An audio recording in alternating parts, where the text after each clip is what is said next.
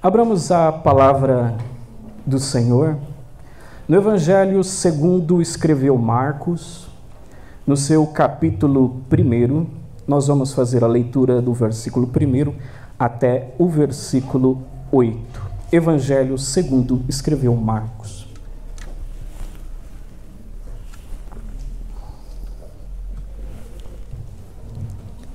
Diz assim a palavra do Senhor. Princípio do Evangelho de Jesus Cristo, Filho de Deus. Conforme está escrito na profecia de Isaías: Eis aí envio diante da tua face o meu mensageiro, o qual preparará o teu caminho. Voz do que clama no deserto: preparai o caminho do Senhor, endireitai as suas veredas. Apareceu João Batista no deserto, pregando o batismo de arrependimento para a remissão de pecados. Saíam a ter com ele toda a província da Judéia e todos os habitantes de Jerusalém, e confessando seus pecados, eram batizados por ele no Rio Jordão. As vestes de João eram feitas de pelos de camelo. Ele trazia um cinto de couro e se alimentava de gafanhotos e mel silvestres.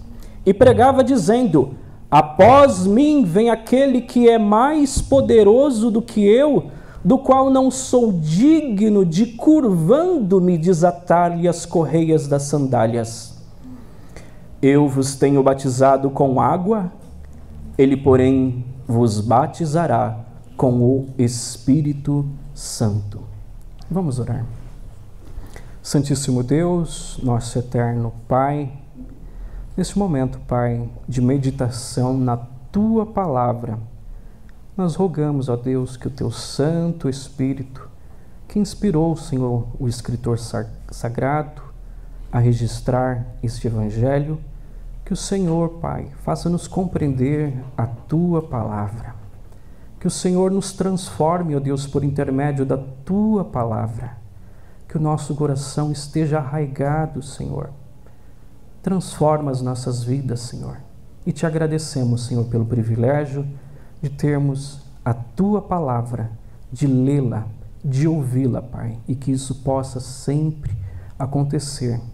É o que nós pedimos no nome santo do Teu Filho unigênito, o nosso Senhor Jesus Cristo. Amém. Meus irmãos, este que é o princípio do Evangelho de Jesus Cristo, conforme escreveu aqui o evangelista Marcos, este que é o segundo evangelista, pela tradição da igreja cristã, é considerado o evangelho mais antigo.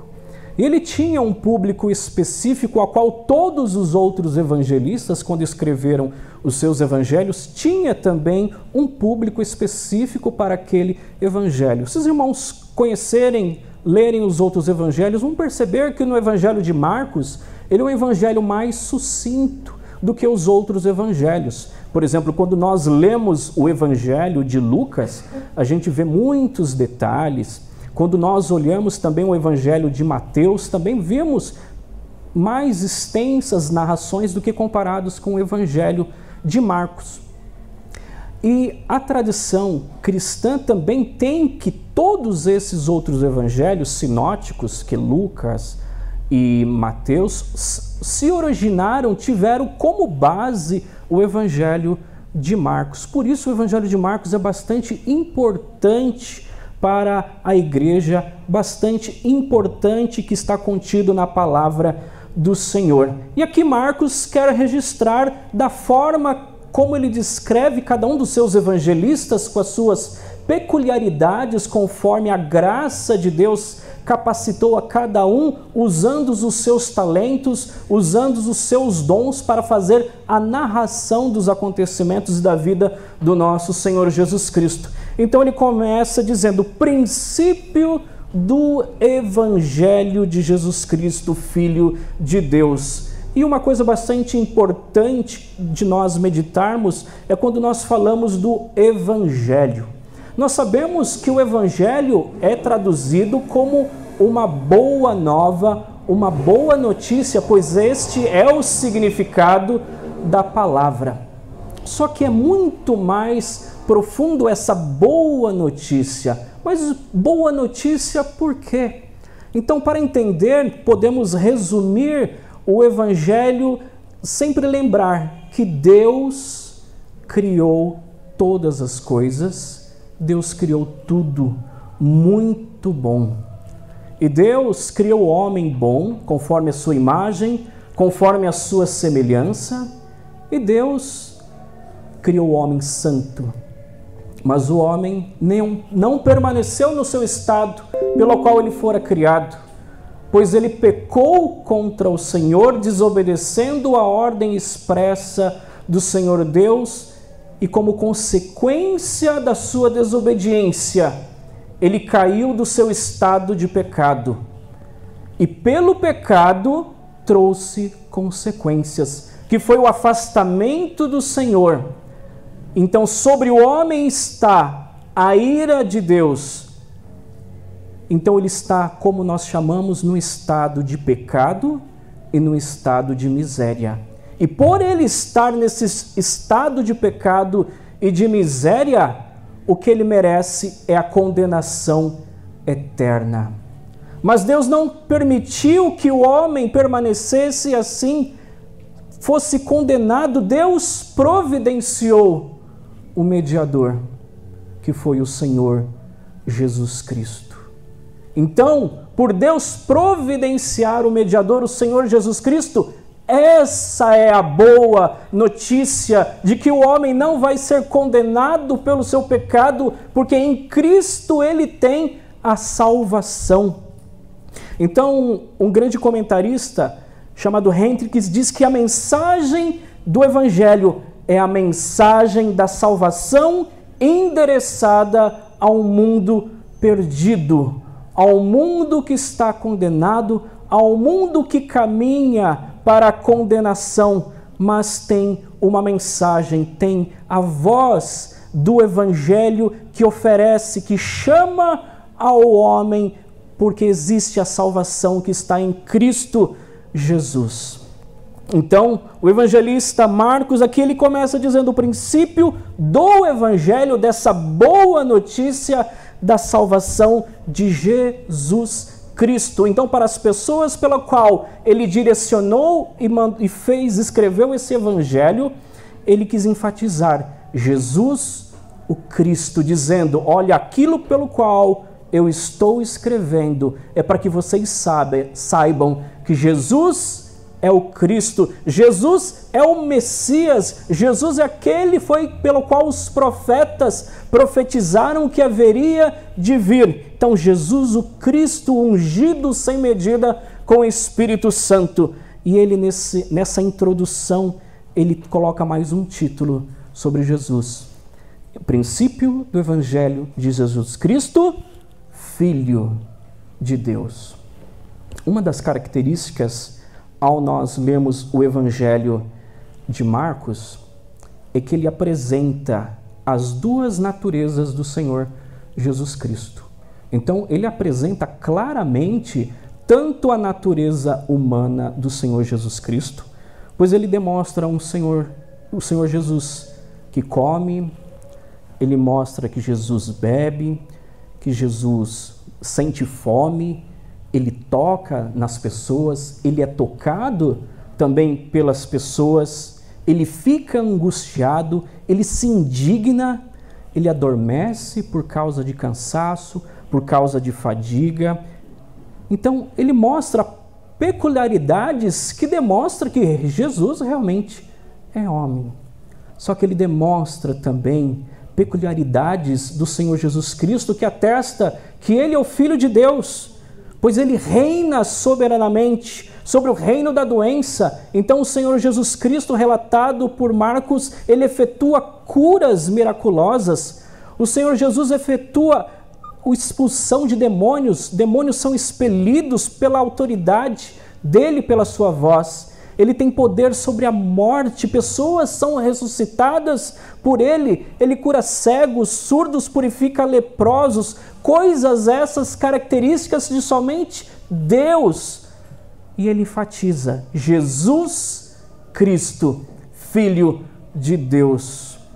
A tradição cristã diz que essa carta foi direcionada à igreja que estava lá em Roma, a esses irmãos que estavam em Roma, e a tradição também diz que Marcos, ele era o porta-voz do apóstolo Pedro. Então ele conviveu bastante com o apóstolo Pedro, ouviu dos relatos presenciados por Pedro, e é alguém que estava inserido ali na igreja de Jerusalém, por isso ele escreve esse evangelho com muitas vezes, detalhes e de uma forma um pouco mais sucinta comparado com os outros evangelhos, mas é um riquíssimo evangelho.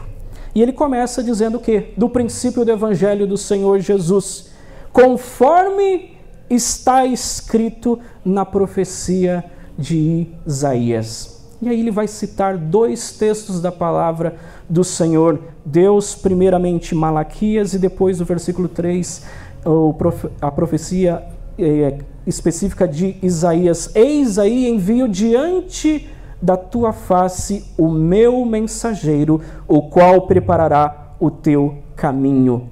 E o texto, versículo 3, voz do que clama no deserto, preparai o caminho do Senhor, endireitai as suas veredas. Então, antes que chegasse o momento pelo qual o Senhor Deus enviasse o Senhor Jesus Cristo, pelo qual o momento certo do verbo de Deus ser encarnado, Deus já providenciou alguém para preparar o caminho, alguém a qual a palavra de Deus chamou de um mensageiro, a qual preparará o caminho.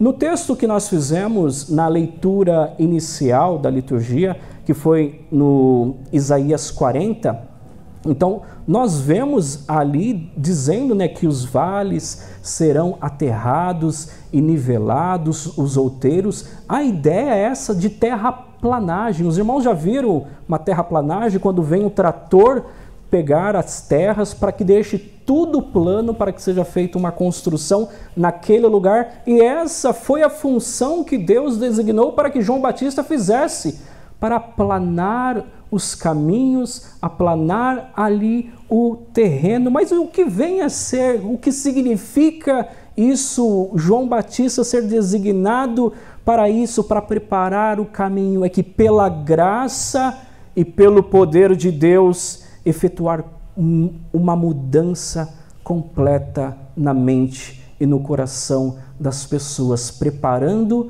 para a chegada do Messias, para a chegada do Senhor Jesus Cristo. Então estava ali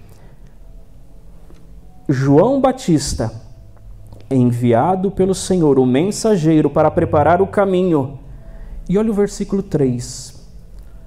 No deserto ouve-se uma voz do que clama no deserto. Alguma vez nós já perguntamos, mas por que será que João Batista começou a pregar ali no deserto?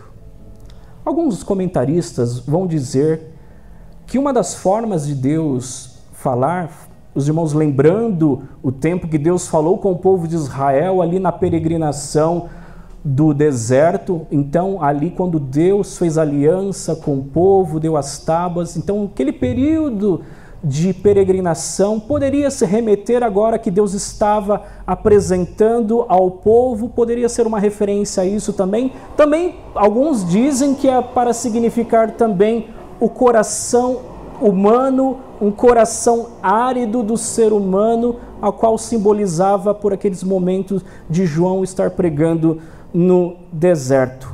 Mas uma coisa é certa, meus irmãos, nos dias que apareceu João Batista, que é o considerado o último profeta do Antigo Testamento, que é considerado o profeta da transição, Fazia aproximadamente 4 séculos, 300, 400 anos que Deus não falava com o seu povo através de um profeta. Era um momento de grande angústia para o povo de Israel, pois o povo estava ali sob o domínio romano, as pessoas aguardando a redenção de Israel, outras pessoas já desanimadas, porque já não tinham mais esperança de que Deus iria visitar o seu povo, até que naquele momento surge uma voz ali no deserto: preparai o caminho do Senhor, endireitai as suas veredas. Então, pela graça de Deus, efetuar uma mudança para a chegada que haveria do Filho de Deus, e o endireitar as suas veredas, chamando o povo, para que o povo viesse se arrepender dos seus pecados. Pois isso que diz o texto: apareceu João Batista no deserto, pregando batismo de arrependimento para a remissão de pecados. E não foi fácil para João Batista essa missão de preparar o caminho. Apareceram entre as pessoas os religiosos, os fariseus, saduceus, como é narrado no texto, no Evangelho de Mateus, a qual João Batista, de forma enfática, chamou de raças de víboras, e quem fez com que eles fugissem da ira vindoura, quem os induziu a fugir da ira vindoura. Dentre esse preparar o caminho, endireitar as veredas, João Batista enfrentou muitas vezes a autojustificação de alguns, porque algumas pessoas disseram: nós somos filhos de Abraão, nós temos por pai a Abraão, então nós não precisamos de um arrependimento. Mas estava ali João Batista pregando batismo de arrependimento. O batismo não era uma novidade entre o povo de Israel. Era uma prática, muitas vezes, comum, muitas vezes, dos prosélitos. Então, quando alguém não pertencia à comunidade de Israel, à fé judaica, então, quando a pessoa queria fazer parte, então os homens, como participavam da circuncisão, também tinha a cerimônia também de um batismo, também de uma simbologia também de água também. Então não era uma novidade. Só que acontece nesse momento de João Batista pregando batismo de arrependimento para com os filhos de Abraão, não para alguém que era alheio à aliança do Senhor, mas alguém que fazia parte ali do povo de Deus, do povo de Israel, mas que precisava se arrepender dos seus pecados. E a mensagem de João era para que o povo se arrependesse. Então essa mensagem para endireitar os caminhos, preparar o caminho do Senhor, endireitar as veredas, para que o povo arrependesse dos seus pecados.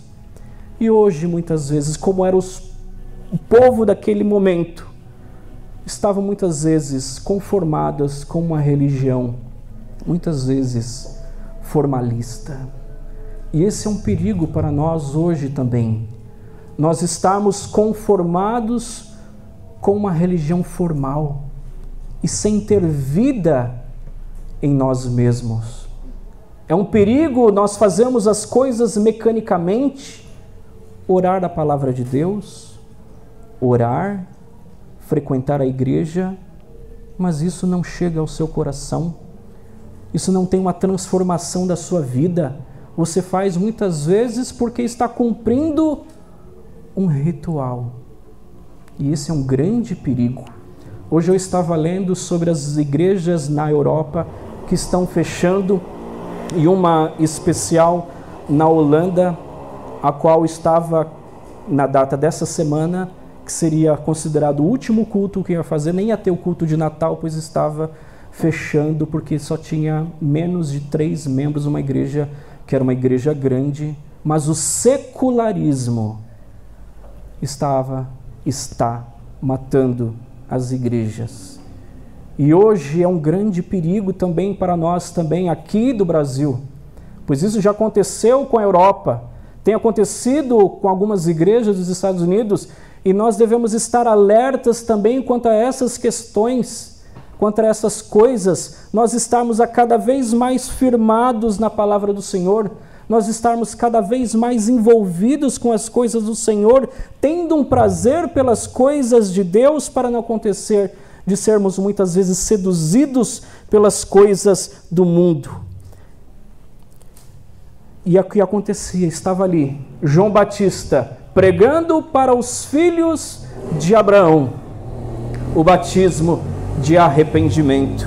Olha o versículo 5: e saíam a ter com ele toda a província da Judéia e todos os habitantes de Jerusalém, e confessando os seus pecados, eram batizados por ele no rio Jordão. Então essas pessoas movidas ali, tocadas pela pregação de João, sabendo que eram pecadoras, que precisavam de arrependimento, confessavam os seus pecados e eram batizadas. Então era tipo um batismo e já uma profissão de fé para com estas pessoas. E aqui João, o evangelista Marcos e os demais evangelistas também, vem dizer também como era a aparência, como era a vestimenta de João. As vestes de João eram feitas de pelos de camelo, e trazia ele um cinto de couro, e se alimentava de gafanhotos e mel silvestres. Inicialmente, muitas das vezes, nós, quando olhamos essa descrição da vestimenta de João Batista, nós muitas vezes perguntamos, mas por que essa vestimenta? O porquê disso também? Isso era característico unicamente de João Batista? A palavra de Deus diz também que Elias também tinha uma vestimenta semelhante. Se os irmãos olharem na palavra de Deus, vão ver também, por exemplo, em 2 Reis, capítulo 1, versículo 8, quando o rei manda perguntar, para que o povo consultasse a um Deus que não era o Deus de Israel.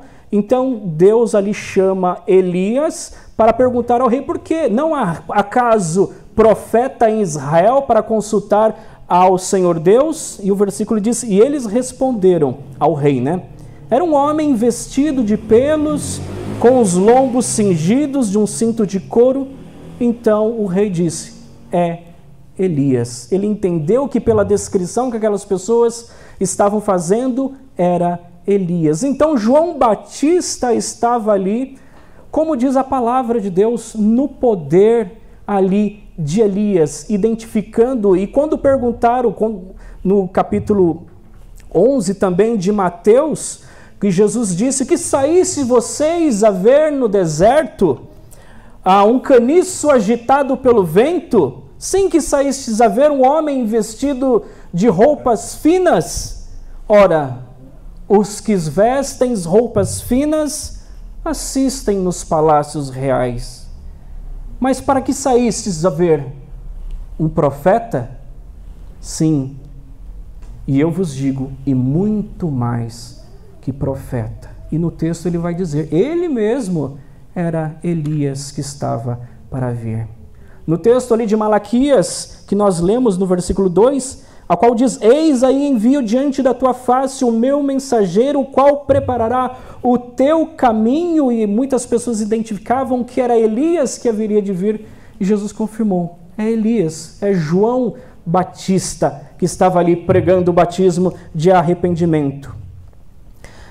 E aí ele faz essa descrição e o teor da pregação de João. E pregava dizendo, após mim vem aquele que é mais poderoso do que eu, o do qual não sou digno de, curvando-me, desatar-lhes as correias das sandálias.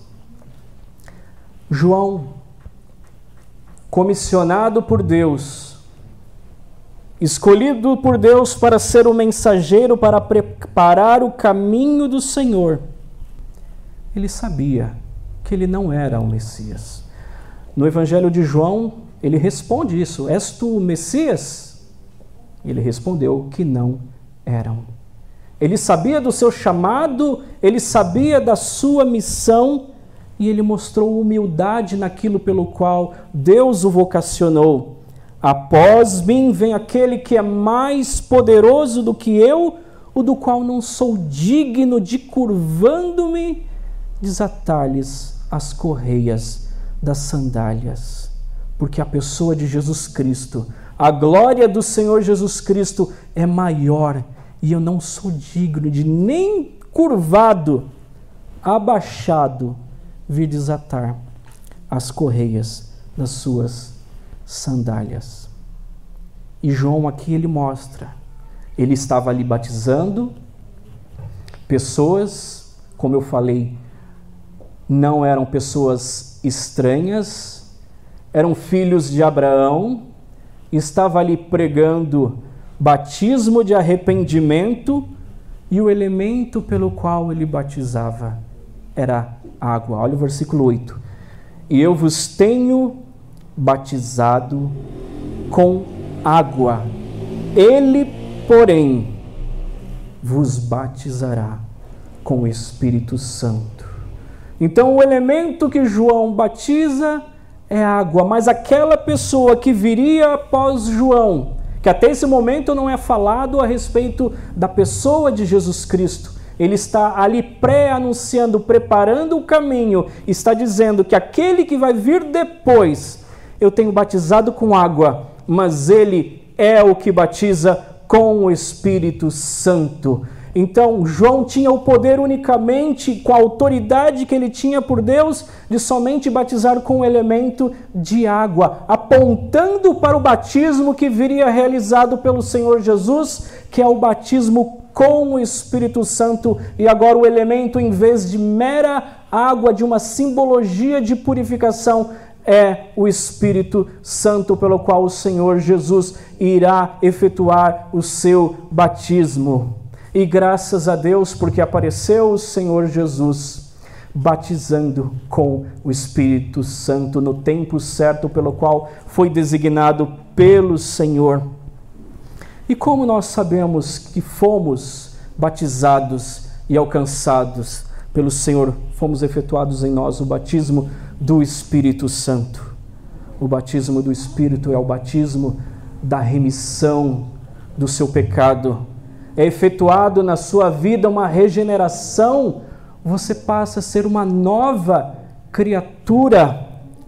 Agora tem a presença permanente do Espírito Santo na sua vida, testificando que você é propriedade de Deus, que você tem o selo agora que certifica de que você pertence ao Senhor, de que você faz parte da aliança do Senhor, e de que você está seguro agora com Cristo, que você está unido com Cristo na sua morte e na sua ressurreição. Esse é o batismo efetuado pelo Senhor Jesus Cristo. Então, meus irmãos, o evangelista Marcos, escrevendo nesse evangelho o princípio do evangelho de Jesus Cristo, de Filho de Deus, que vem mostrar que ao homem pecador, que ao homem que estava no seu estado de pecado e de miséria, Deus agora está visitando ao seu povo, chamando ao arrependimento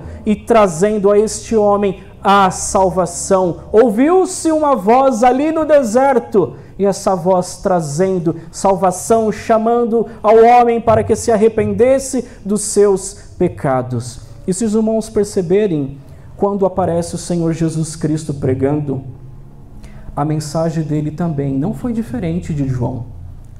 Ele também pregou: arrependei-vos e crede no Evangelho. Mas ficou somente com o Senhor Jesus? Não.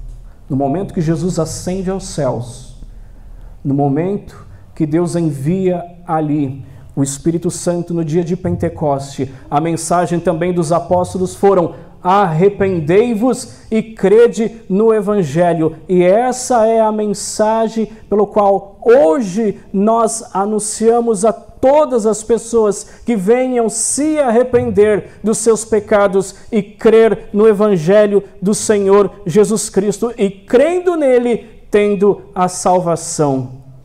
E que Deus nos abençoe, meus irmãos, nisto, de estar sempre gratos a Deus por aquilo que Deus tem feito das nossas vidas, porque Deus visitou o seu povo, não permitiu que nós fôssemos condenados por causa dos nossos pecados, por causa da nossa miséria, mas Ele ofereceu a boa nova do Evangelho, o Evangelho da salvação através do seu Filho, Jesus Cristo, o nosso Senhor.